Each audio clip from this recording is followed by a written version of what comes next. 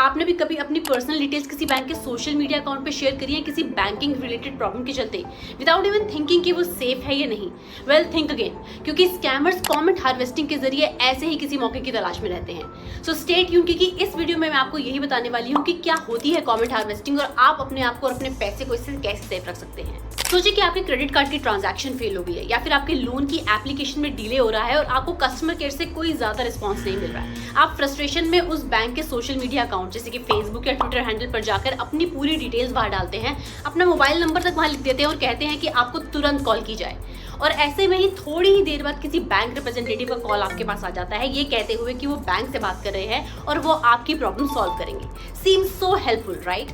ये हेल्पफुल लोग एक्चुअली में स्कैमर्स हो सकते हैं, जो आपको कॉल करके बैंक का रिप्रेजेंटेटिव बनके आपसे आपकी ओटीपी या और किसी तरह से बैंक के क्रेडेंशियल्स मांग लेते हैं और फिर मौका मिलते ही आपके बैंक अकाउंट को एक्सेस करके आपका सारा पैसा खाली कर लेते हैं। ऐसे सिनेरियोज में गलती ये होती है कि आप अपना नंबर और साथ में बाकी और डिटेल्स किसी बैंक के सोशल मीडिया हैंडल पर पब्लिकली शेयर कर देते हैं और स्कैमर्स ऐसे ही बैंक्स के जेन्युइन पेजेस को बहुत क्लोजली मॉनिटर करते हैं और वहीं से स्कैमर्स ऐसी कस्टमर की कंप्लेंट्स को बारीकी से ढूंढते हैं और फिर सारी डिटेल्स जो आपने वहां प्रोवाइड की होती हैं उन्हें नोट डाउन करके वो आपको टारगेट बनाते हैं।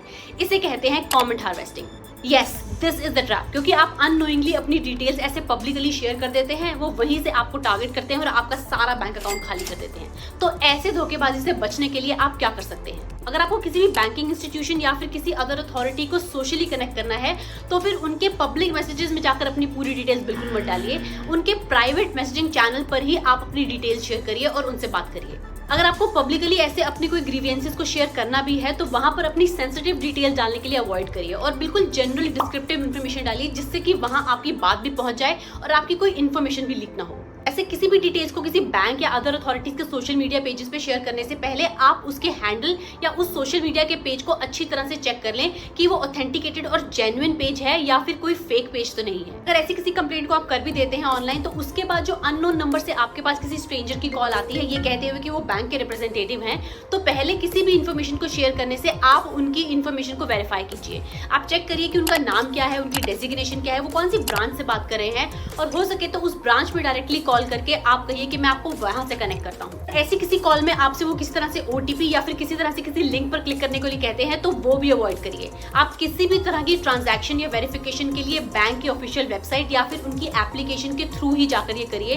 किसी भी अननोन अनसिक्योर्ड वेबसाइट के जरिए ऐसा कुछ भी मत करिए। याद रखिए कि आपकी थोड़ी सी सावधानी आपको ऐसे ऑनलाइन धोखेबाजों से बहुत ही आसानी से बचा सकती है और इन टिप्स को फॉलो करके और थोड़ा सा अलर्ट रखे आप अपने पैसे को पूरी तरह सेफ रख सकते हैं। और अगर आपका भी ऐसा कोई एक्सपीरियंस हुआ है तो आप वो भी मेरे साथ कमेंट में जरूर शेयर करिए, क्योंकि हम लाखों लोगों को ऐसे स्कैम्स की स्टोरीज बताकर अवेयर कर चुके हैं और अब हमारा इरादा है कि हम करोड़ों लोगों को ऐसे स्कैम से अवेयर करके उन्हें भी बचाएं। तो आप भी हमारा इस फाइट अगेंस्ट फ्रॉड में जरूर साथ दीजिए। अपनी डेली लाइफ में हम ऐसी कई और चीजें इग्नोर कर जाते हैं जो कई तरह से एक बहुत बड़े स्कैम का पार्ट हो सकती हैं। तो ऐसी चीजों को कैसे अवॉइड करना है और उनमें से एक बहुत ही इंपॉर्टेंट चीज आप इस नेक्स्ट वीडियो में देख सकते हैं और अपने आप को, अपनी हार्ड एंड मनी को ऐसे किसी भी और स्कैम से होने से बचा सकते हैं।